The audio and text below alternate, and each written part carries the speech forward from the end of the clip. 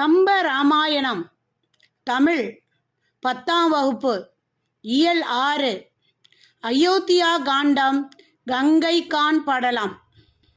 கவிதைகள் மூலம் பெறும் இன்பங்கள் எத்தனையோ, அதில் ஒன்று சந்த இன்பம். பொருள் புரியாவிடினும் சந்த இன்பம் மகிழ்ச்சியூட்டுகிறது.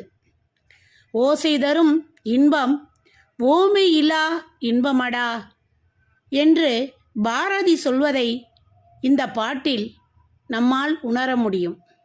பாடலை பார்ப்போமா?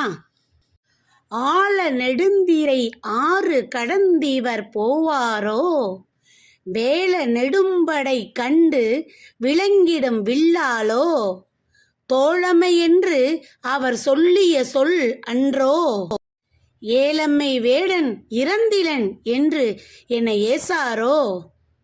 கங்கை கரையின் காவலனாகிய குகன் பரதனது பரந்த சேனையை கண்டபோது அவன் ராமனை வெல்ல கருதி வந்தான் என்று எண்ணி தன்னுயிரையும் ஒரு பொருளாக கருதாது போர்க்கோளம் புனைந்து கூறுவதாக படைக்கப்பட்ட பாடல்தான் இது. குகனுடைய சினம் எல்லை மீறுகின்றது. இந்த ஆழமான கங்கை ஆற்றினை இவர்கள் கடந்து செல்ல என் துணை வேண்டுமல்லவா? எப்படி செல்கிறார்கள் என பார்த்து விடுகிறேன். இவர்களுடைய பெரிய யானைப்படையை கண்டு அஞ்சி ஓடுபவனோ நான்? இல்லை இல்லை, நீ என் தோழன் என்று ராமன் சொல்லியது ஒரு அரிய உயர்வான சொல் அல்லவா? அதற்கு நான் எவ்வளவு மதிப்பு கொடுக்கிறேன் தெரியுமா?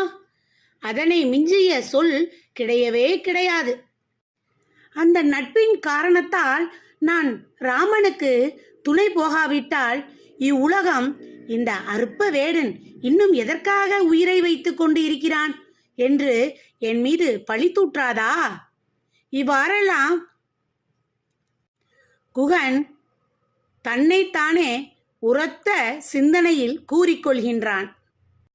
குகனோடு ஐவரானோம் என்று ராமன் எண்ணிய எண்ணத்திற்கு ஏற்ப செயல்படும் குகனின் பெருமை கூறும் பாடல்தான் இது.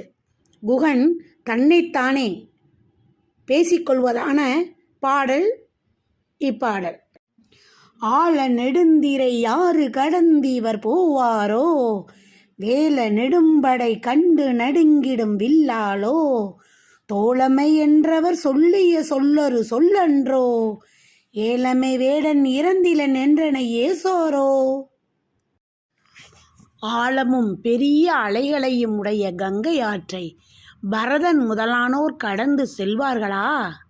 யானைகள் கொண்ட சேனையைக் கண்டு புறமுதுகு காட்டி விலகிச் செல்கின்ற வில்வீரனோ நான்?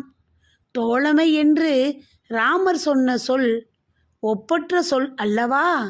தோழமையை எண்ணாமல் இவர்களை கடந்து போகாவிட்டால் அற்பனாகிய இந்த வேடன் இறந்திருக்கலாமே என்று உலகத்தார் என்னை பழி சொல்ல மாட்டார்களா என்று குகன் வருத்தப்படுவதாக இப்பாடல் அமைந்துள்ளது. நன்றி.